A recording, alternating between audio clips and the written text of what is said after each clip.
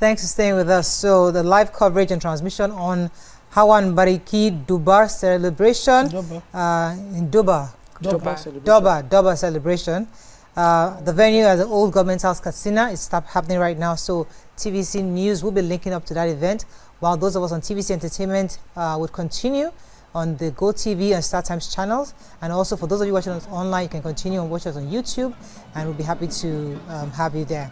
Okay, so Mariam, you were saying... Yes, I was going to respond to Tokwe when she said there has to be a system of, process or of handling things, and I was going to say that I believe there already is, because they knew to take at least a couple of them to the police station, and it was them just being overly, I don't know, Nima believes that they deliberately did it, and not to stoke the fire of these differences. The truth is, if you see a group of people from the north with weapons traveling or just walking around in Nigeria right now, there is a bias and a fear of who they truly may be or what they represent, what they stand for. And because and that fear is there. And whether we like it or not, whether we would want to say it or not, that fear is there, and is based on things that have happened and are continually happening across the country. And this is not to say that what happened was justified, just that what was justified is to stop them and ask questions, and also to get the police involved to do a proper investigation. So that one is justified. The killing, definitely not justified. But there are killings going on across, especially in the Middle Belt. In Benue State, they are constantly complaining of people coming into their farms, going to their villages. In Plateau State, how many will we say? People are sitting down in their homes, and next thing you hear, a group of people who look a certain way are carrying weapons. I'm not justifying, because I know that this will anger some people that I'm saying this, but I'm not justifying the killing, but I'm saying that there's a real threat in our country right now. And so there's a certain group of people that would be what's the word I'm looking for? They just, exempted?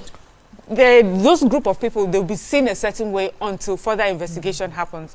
So what I was going to say is that for the hunters, it's important that hunters are licensed and registered, and that the vigilante or whoever the community policing structure in that group also understands how to check for licensed hunters or registered hunters. You cannot be a hunter and you don't have your license for the kind of weapons that you're carrying. You have to be able to show that.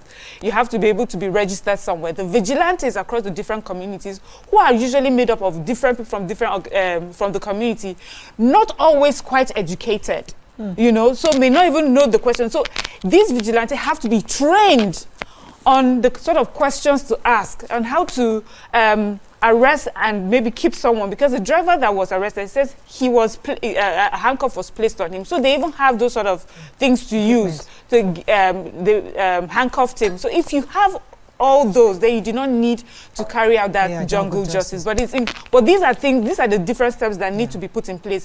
Vigilante need to be educated and enlightened enough on the sort of questioning that needs to go on.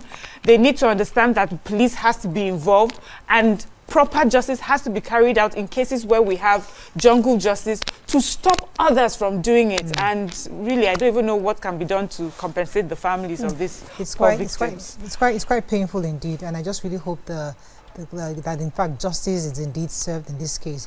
We have to wrap up on this, but in a nutshell, as we said, we've all agreed that there has to be proper training for the vigilantes, and also for the police, and it should be very visible, and also that even the hunters should also have some kind of license, so that they are easily recognizable.